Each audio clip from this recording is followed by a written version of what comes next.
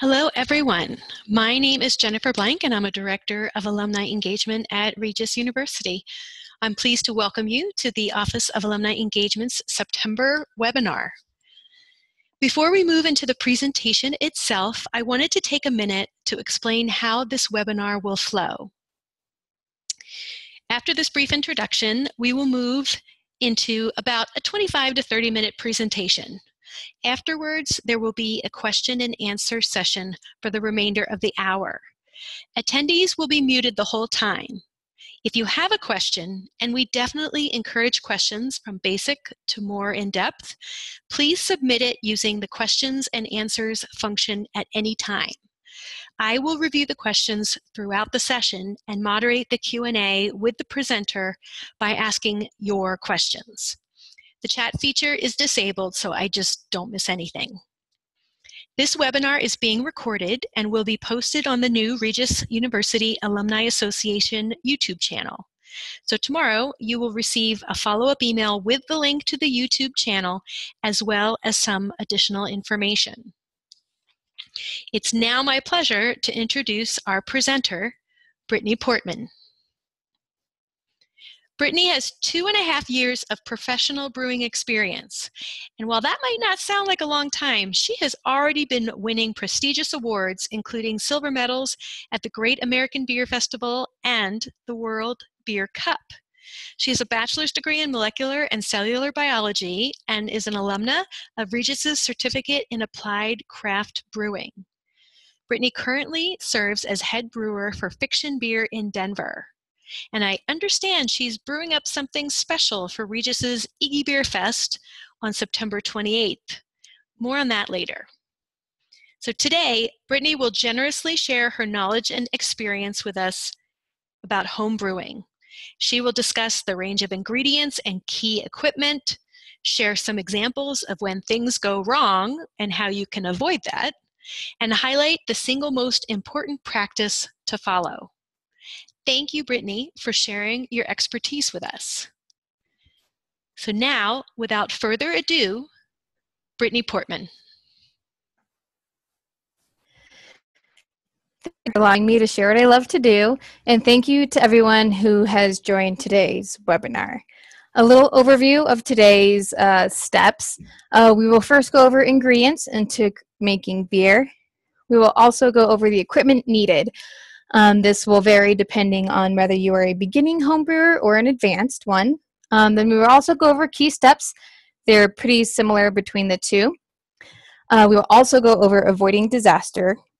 And then lastly, we'll open it up to questions. All right, so the basics of homebrewing. You've probably seen that top picture before. Grain, hops, yeast, and water. These are the 4 main ingredients into making beer. However, as you can tell by the pictures underneath, because there are only 4 ingredients does not mean that there are only 1 type or 4 kinds of beers or however many beers there are. Within each ingredient, there are multiple things, so you can choose what you like into creating a beer. All you need is a little inspiration, creativity, and guidance. Hopefully, I can provide that for you. Don't allow this to overwhelm you if you are a beginning home brewer. This is just a step-by-step process for extract or partial brewing. Extract brewing is where you use liquid malt extract in order to create your wort. And we will go over some of these vocab words in a couple slides here. Basically, what you will want to do is you start with your starch or your malt. You add water. This allows you to extract the sugars. And then you add your hops and yeast to your wort or your sugar water. And then that creates your beer. This is also picture of all grain brewing. The steps are just a little bit different, a little more advanced, and it requires some more equipment. All right, so we'll go over some vocab words before I delve into ingredients. A mash is where you steep the grain, just like you steep tea, And during this process, it's where you extract the sugars from the grain itself. After you do the mash, you sparge. This is where you take water and you rinse the sugar from your grain bed and move it into the kettle. The liquid that you are moving into the kettle is called wort. So this is the sugar water that you have extracted from your grain. For beginners, you will begin probably at extract brewing. This is where you use liquid malt extract or dry malt extract to make your wort. You can also begin as a partial mash brewing, and this is where you still use liquid malt and dry malt extracts. However, you do use specialty malts to help create a more complex beer. And then the last step within your home brewing adventure is all grain brewing. This is where you have stepped away from liquid malt and dry malt extract, and you use, as the title says, all grain to create your wort to then make your beer. So grain. Liquid malt extract is where you take concentrated wort, and that is that second row of pictures there. You see the different colors. In order to use liquid malt extract or dry malt extract, the very first thing you would want to do is to boil your water. This helps pasteurize your water, and then you add your liquid malt extract to it. Think of it as a very thick syrup. As you add it to the water, it helps dilute the sugars to create the right original gravity or concentration of sugar for your beer. We also have base grains. This is the majority of your fermentables in making beer. They're typically pale, Munich, Maris Otter, or Pilsner malts. You can actually use your base grain in partial, if you prefer, or all grain brewing. And then we also have specialty grains. There are many specialty grains in creating beers, and I'll go over that in the next slide, as well as adjuncts. So for your specialty grains, the most homebrewers generally use crystal malts. This is where the grain has been gently roasted while wet. It creates a caramel toffee flavor within your grains. As you see in the picture, they're slightly variant in color. It depends on temperature and time that they were kilned. In the parentheses there in blue, I have provided when you can use these malts. You can use it in your partial brewing or all grain brewing. Flaked oats, wheat, and barley. These are unmalted, cooked, and then rolled flat. They're basically like your oatmeal oats, as you can see in that picture there. They're typically used in all grain brewing. You want to use it in your mash, and it helps with head retention in your beer as well as mouthfeel. Then we also have your roasted barley. So this is where you take your barley and it sets to higher temps for a longer period of time. They vary in color from dark brown to black. And then they provide flavors of roasty coffee, burnt, or bitter. Although this may not sound very good, roasted malts are typically used in your stouts and porters. For example, at Fiction for our Schwartz beer, we use a base malt of Pilsner. That's the majority of our recipe. But then we also use Munich 3, which is a crystal malt.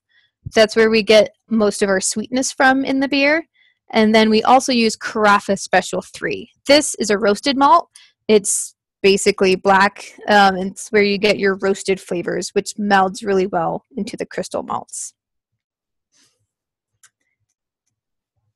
So then after our specialty grains, we can use adjuncts. Adjuncts are a non-malt source of fermentable sugars. As you can see in my pictures, I have rice and corn. That bottom picture there is flaked corn.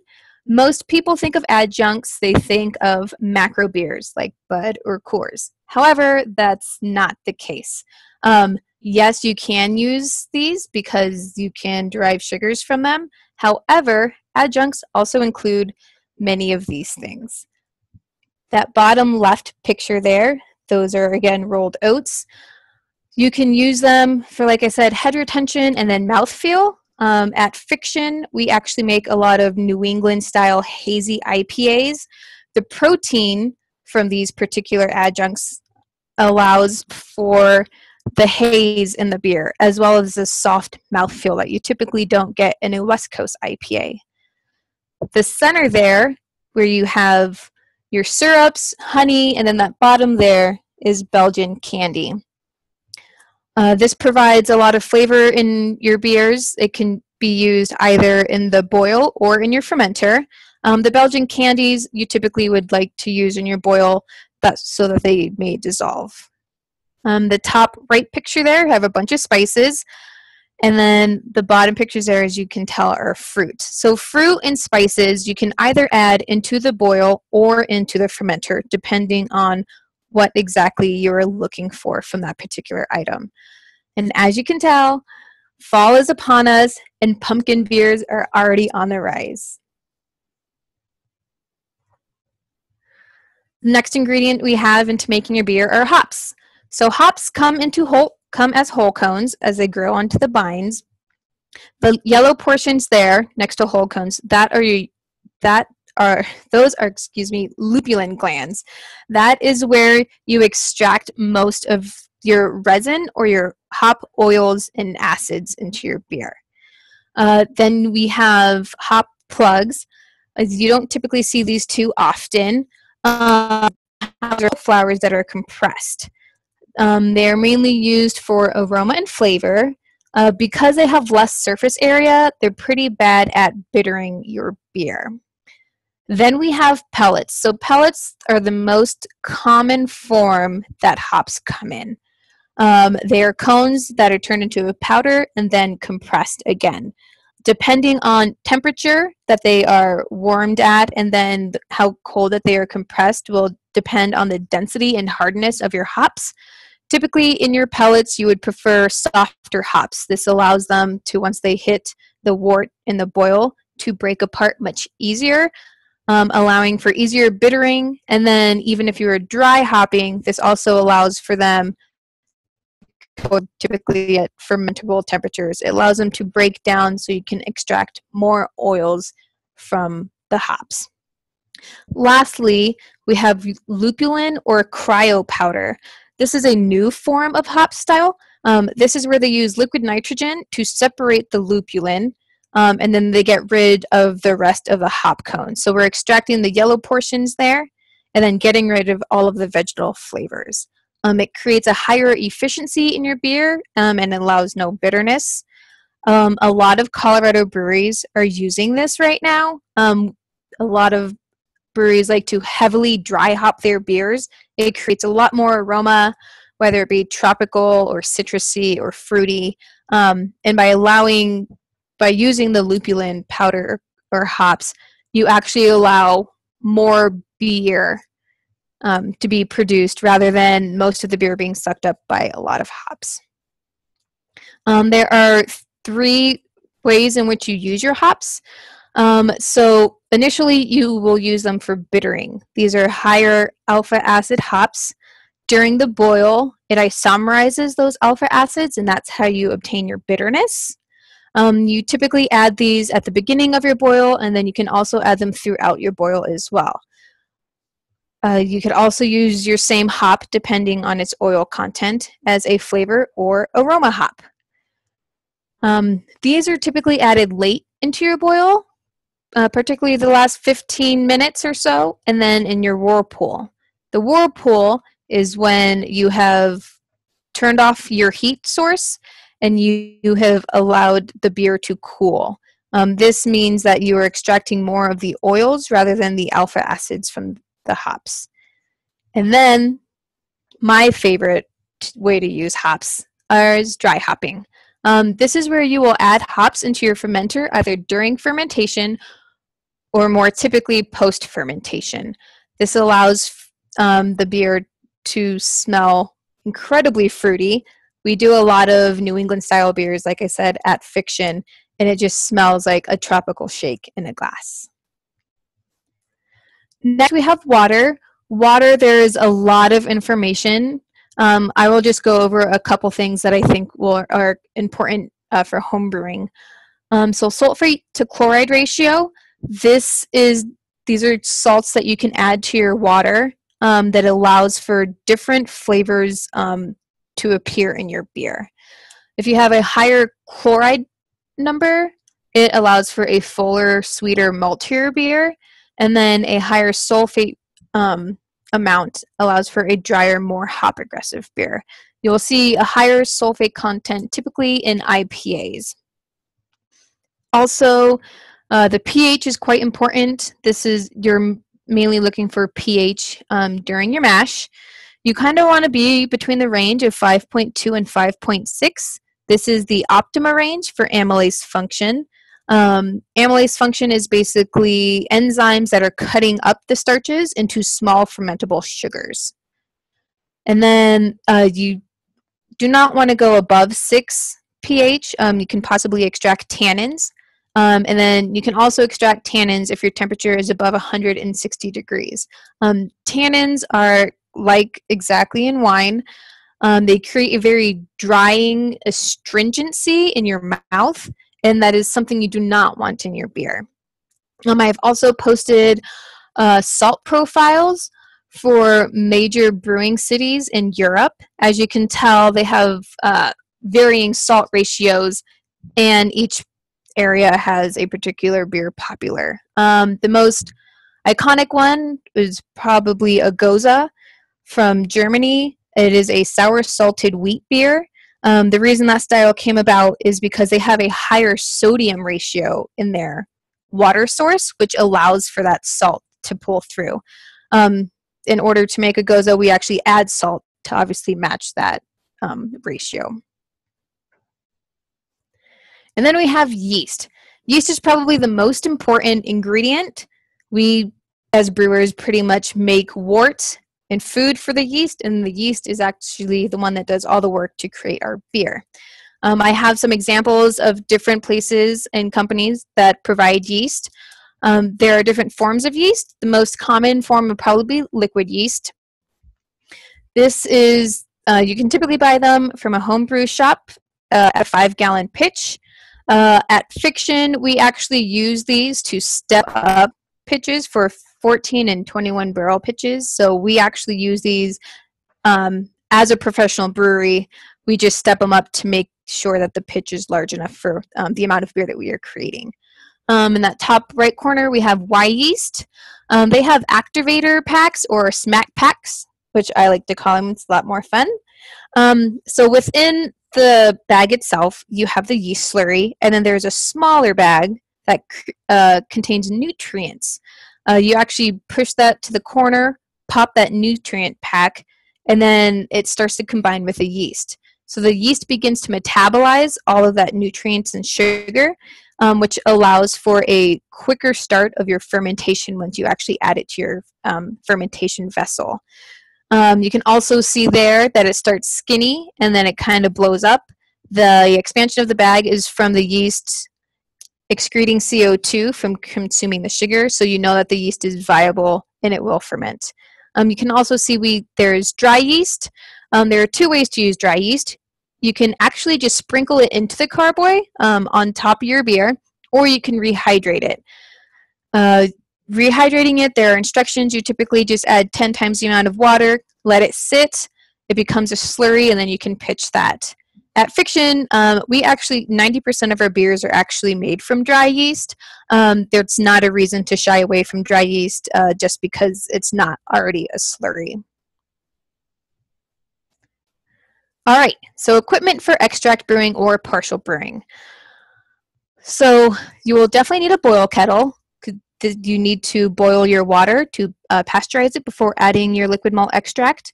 If you were doing a partial mash, you would actually add water to your kettle and bring it to around 150 degrees and put in whatever crystal malts or specialty grains you'll be using to increase the complexity of your beer.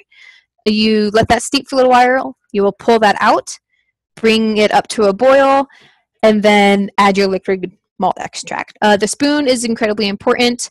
If you're using direct flame, you could potentially burn the syrup on the bottom of your boil kettle, so the spoon is very important to keep that all flowing. A thermometer is also needed, like I said, 150 to steep your grains. Fermentation vessel and airlock, whether it be the bucket there on the left or the carboy there on the right. You don't have to start with the carboy. Buckets work perfectly fine. You just want to make sure that you are able to put an airlock. Then you can see active fermentation, and then so your bucket also won't explode because all that yeast will be producing a lot of CO2. You'll also need an auto siphon to rack your beer off before you bottle it. And then you also need bottles, caps, and a capper. For all grain brewing, you just will buy additional items. A beer thief or a turkey baster works really well. What you want to do throughout your fermentation process is you would like to obtain samples so that you can measure the density, the sugar density, and you will use that by using a hydrometer. So the hydrometer measures, like I said, the sugar density, and then if you do this at the beginning of your fermentation and then at the end, this is how you will determine your alcohol content. Also, if you get 2 consecutive readings towards what you think is the end of fermentation, you know that your beer is fully fermented. You will also need a wort chiller, which is that top left one there. So it sits right inside your boil kettle, right at flame out. You will actually want to place it 15 minutes prior to flame out, to sanitize it. And then you will actually use just either sink water or your hose if you're brewing in your yard. And this circulates cold water through those coils and then pushes them out. So it actually extracts heat and then pushes it out with the water. You will also need a hop bag or muslin bag. These were also in the previous ones if you were going to add hops and then partially mash. This allows for the hops to not create a giant mess in your kettle. You can easily pull the bag out. You'll obtain most of it, and then once you put in your wort chiller, it will help settle everything to the bottom. And like I said, a pH meter is important if you're looking for water and efficiency for your all grain brewing.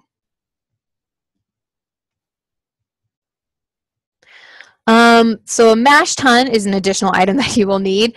This is what you use to steep your grains. You can actually make these at home. As you can tell, I have put pictures of DIY mash tuns. The Igloo 5-gallon Igloo container is probably the most popular. The thing there you see in the bottom left corner is a false bottom. This allows for the grain bed to not compress completely down to the bottom of your mash tun. You kind of want it to create some channels, so then when you get to the sparge, which is the next step we will cover, it allows for the wort to nicely, slowly filter through your grain, so you have clean wort into your kettle.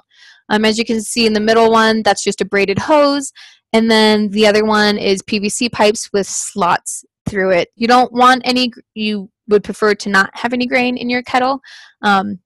So those are just the ways to do that. There are a lot of DIYs you can find on the internet. So to sparge is we're just rinsing the water. The left 2 items you can purchase at a homebrew shop. You kind of just want to sprinkle the water above your grain. You don't want it to sit too high or too low. You just want it to nicely push your concentrated wort through your grain bread.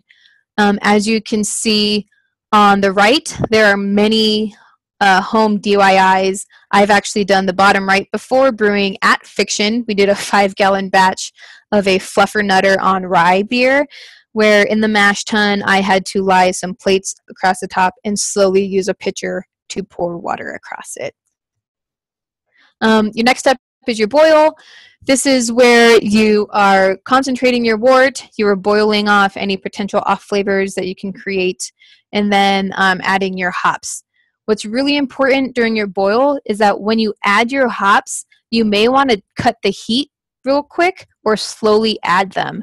By adding your hops in, there are a lot of nucleation sites which can create a boil over. It's kind of dangerous. More often than not, if you just cut the heat, add your hops, kind of let it simmer for a sec, and then turn your heat back on, you'll be perfectly fine. And then I also have a picture of just how the wort chiller sits right inside the kettle there. So fermentation. After you chill the beer, you want to move it into your fermentation vessel. This is a carboy with an airlock. Before you put your yeast, I don't want to skip this step, you do want to oxygenate your beer.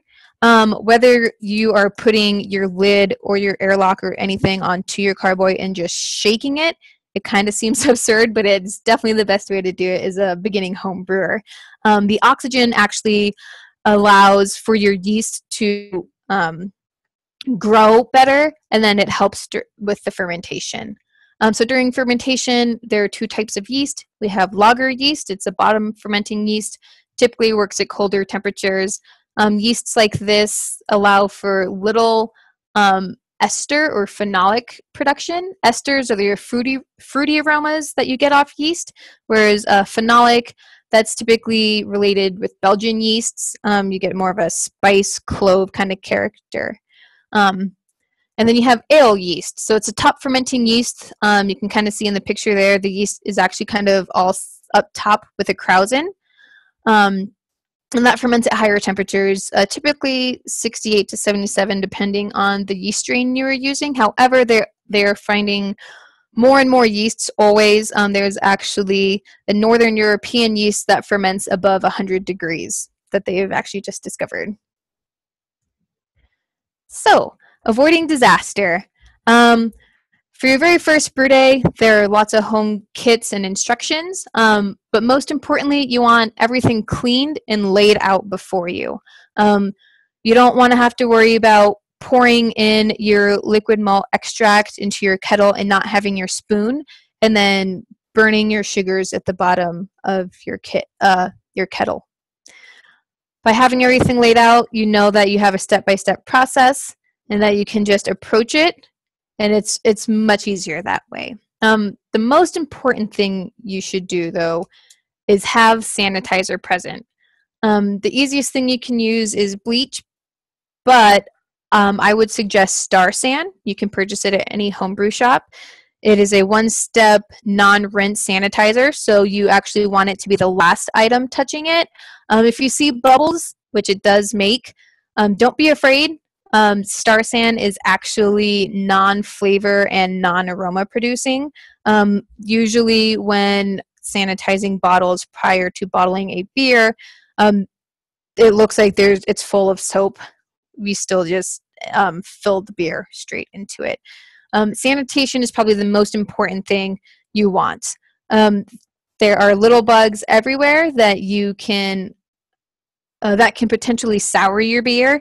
That's not typically the way you want to go. Sour beers do exist, in which we still sanitize everything so that we know exactly which lacto or bacteria we have introduced to our beer.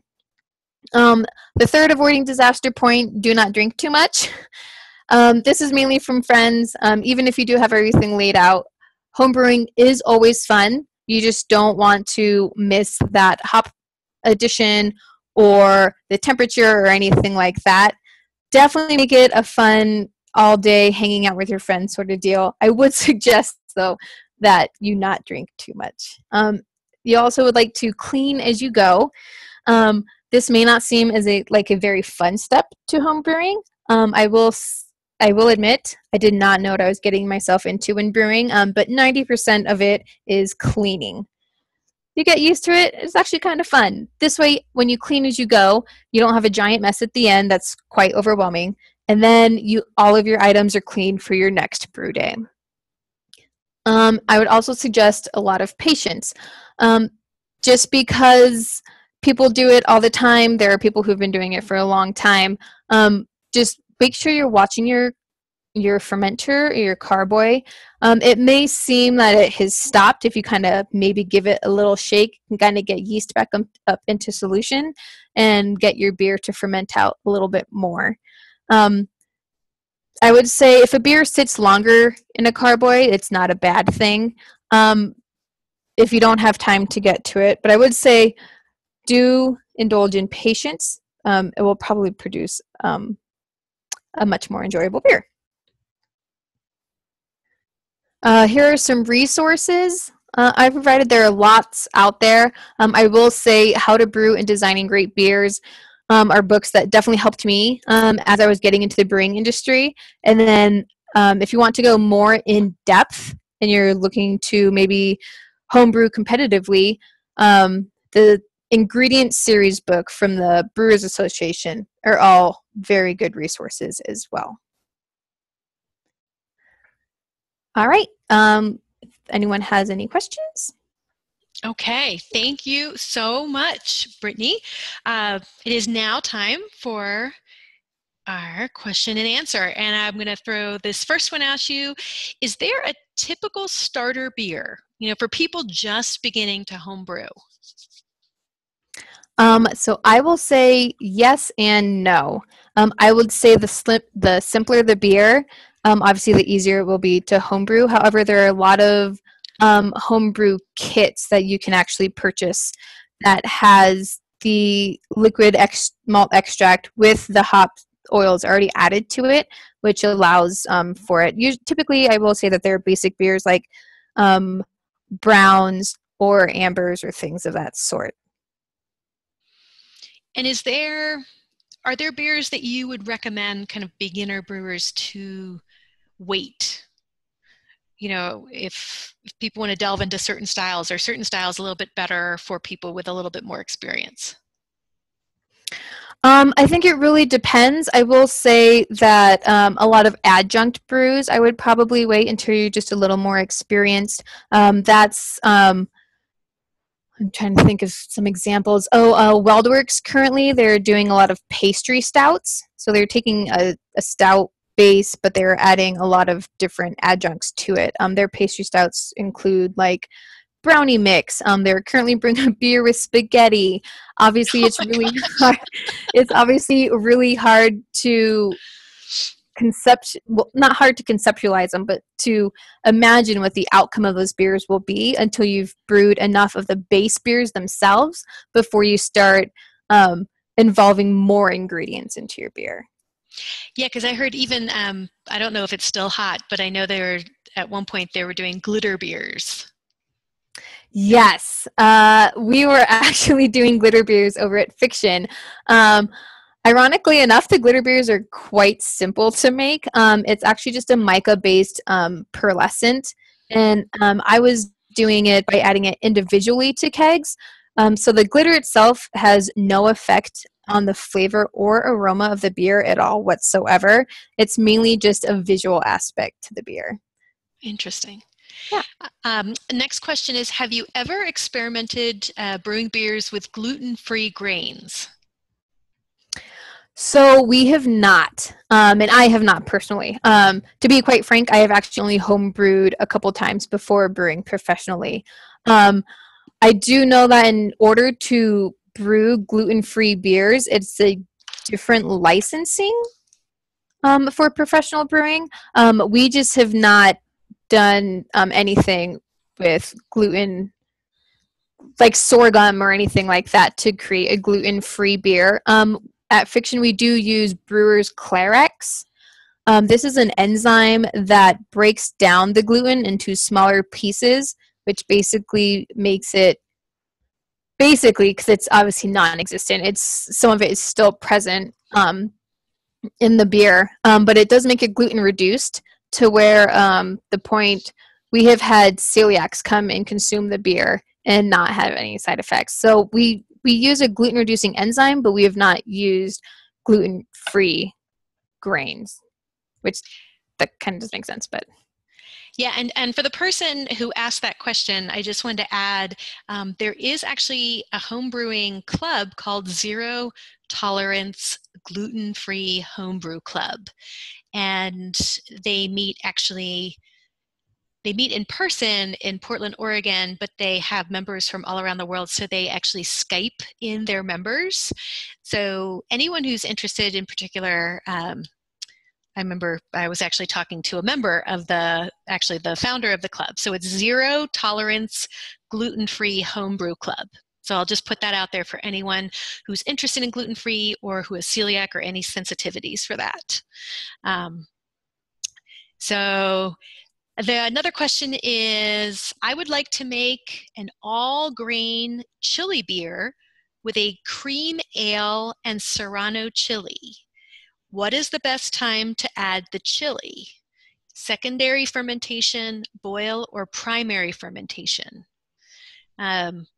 Also, and I can read this again if you need this, also with a 5-gallon recipe, how much chili should I use to not be overpowering? So we have brewed a chili beer at Fiction, and we actually threw it into secondary. However, we used just the one tank, so we waited obviously for it to ferment through, which is why I'm saying secondary, because we added it post-fermentation. And we actually used roasted hatch chilies. That way that we weren't actually looking for any spice in the beer, so it really depends on kind of what you're looking for from your chilies. That's the only beer that we've brewed with it. It's kind of difficult to say. We didn't use very much for a 14-barrel batch, which is about 500 gallons of beer. So for 5 gallons, I don't think you would need very much. I would probably, if you're looking for spice, I would say add it during the boil with maybe some seeds. That's where you get your capsaicin from for the spice. We actually did a Belgian dark strong, and it tasted basically like campfire roasted chilies in the beer. So it really just depends on what you're looking for from your chilies. I would definitely just brew your cream ale as usual, and then I would say to add your chilies sometime, or your peppers in secondary. Just be sure when you do add them that you have pasteurized them in some way, whether that's boiling them or pressure cooking is probably the best way, because it actually helps break them down so you can extract some of those flavors from it as well. And you don't have to worry about contamination. Here's the next question. What do you think is easier, ale or lagers to brew? So I will say an ale. The only reason I say that is because you don't have to have temperature conditions quite under control. If you go a little over, you'll just extract some esters from your yeast, which isn't to say it's a bad thing. To temperature control down to lagering temps is a little bit more difficult. If you're homebrewing in wintertime, I would definitely say attempt to do a lager. Lagers also take much longer. Just because of the lower temperature, the yeast moves a little bit slower. I think it's easier to tackle an ale first. There are so many beer styles that fall under the ale category that you can easily attempt to do, to include Belgians, which those definitely don't need temp controls at all. We actually, like I said, we did that fluffer nutter on rye. We did a rye Belgian base, and we just had the carboy sitting in our brew house, kind of at room temperature in the middle of the summer. So yeah, I think ales are a little bit easier just because you don't have to worry about temperature too much. But lagers you can definitely do here in the winter, especially if you have a basement where it sits a little bit cooler around 55. Okay, great. Next question is, do you recommend home brewing sour beers? It's a very funny question. Our new assistant brewer is actually attempting to do one for his first time. I have only ever homebrewed a sour beer on the professional scale, and we have done them as kettle sours. If you're attempting to do a kettle sour, I would say it shouldn't be too difficult. So a kettle sour is where you add the lacto prior to a boil, and then you allow the beer to sour down to a pH of around 3.4. You will then take that wort and then actually continue to boil. So that usually takes like 24 hours. There's a website called Milk the Funk if you're really interested in sour beers. It has a lot of information, whether you're homebrewing or professional. And Good Belly probiotic drinks are actually the best way to make a sour beer if you're going to kettle sour. Once you bring it back up to a boil, you actually kill out the lacto, and you don't have to worry about it potentially infecting any other beers that you have fermenting or kind of anything at that at that time. I do know that homebrew shops have blends of sour bacteria that you can use to make for homebrewing. But yeah, that's kind of just my take on sour beers and homebrewing. I have not done it personally. I do know people who have, and they have made fantastic beers. Now, earlier you had talked about kind of homebrewing kits. When it comes to equipment, there were a lot of different things that you showed us. Where do you get started with the basics? I think you said something about there are some kits there, and would you recommend those? Yeah, so there are a couple of homebrew shops, especially in the Denver area. There's Co-Brew off of South Broadway, and then I actually live not too far from Brew Hut, which is actually connected to Dry Dock South. But so not only do they have brewing kits, which you can buy a box, which has your, like I said, your liquid malt extract. It will have yeast in it. It will have instructions on how to ferment your beer in temperatures and add hops if it has hop pellets, things like that. But for equipment, they also have different brewing kits for the equipment itself. So whether you're a very beginning home brewer, it will have your basics, like I said, a kettle, whether it be a bucket or a carboy and an airlock. They do have lists set out for you. I do know at Brew Hut, I'm sure they do at Co-Brew as well, you can purchase kits that have the proper equipment that you need, and then as you progressively delve deeper into home brewing, there are more things you can add to your equipment base that you don't have to like buy a whole new kit. It's you just price items, and they actually have that kind of all laid out for you as well. And so I would definitely recommend them. It's just the easiest way to get involved, and they always have a lot of employees who are very knowledgeable that you can ask questions. Great. Next question. Is it possible to make a probiotic beer, or do the probiotics get eaten up in the fermentation process? That's a very good question. I'm not 100% on that. I do know, though, if you're looking for true sour beers that have not kettle sours, that where you boil and you kill off the lacto, there are true sours out there where you still have lacto in the bottom. Lactobacillus is your souring bacteria culture. Excuse me. At the bottom of the barrel, at the bottom of the bottles, dregs. I am not actually sure if they still carry their probiotic properties or not. I do know that they are still active. We have made, we have this big tank full of just a golden sour base, and we actually used, I think, maybe 15 bottles of true sour beers, where we used just maybe the last quarter inch in each bottle to create this mixed culture of sour bacteria, and it actually soured down the beer. But like I said, I'm not sure if it still carries its probiotic properties. Sorry. No, it's an interesting question. So next question is, a friend was brewing a raspberry wheat beer, I think, and it exploded. How to avoid that? Yeah. So airlocks are very important. Obviously, it also depends on when you add the raspberry. Typically, you want to add fruit towards the end of your primary fermentation. This way, your yeast doesn't become overly excited and create all of the CO2 that has nowhere to go, especially if you've added the fruit.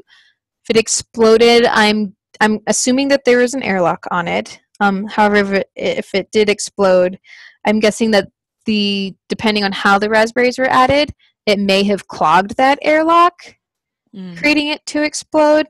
Also, this depends on whether it was I'm assuming also that it was in the fermenter and not in a bottle.